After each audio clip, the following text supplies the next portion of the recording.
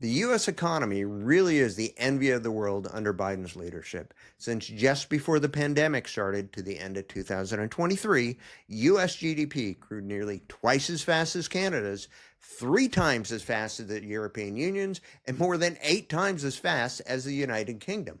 Over the past year, some of the world's biggest economies, including those of Japan and Germany, have fallen into recession, whereas the U.S. economy just keeps growing.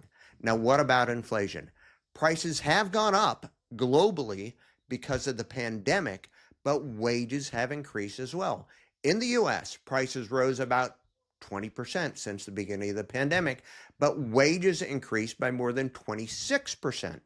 Inflation is low now and under control, which is why the Fed recently signaled that they will start to drop interest rates. The Fed just indicated that they are increasingly confident that inflation will continue to cool, eventually reaching the bank's goal of 2%.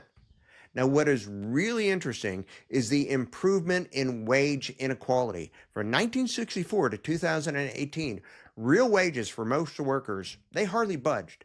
Almost all the gains went to the richest Americans. An article in The Atlantic noted that a recent analysis from the Economic Policy Institute found that from the end of 2019 to the end of 2023, the lowest paid workers saw their wages rise 4 times faster than middle class workers and more than 10 times faster than the richest. Now, what about unemployment?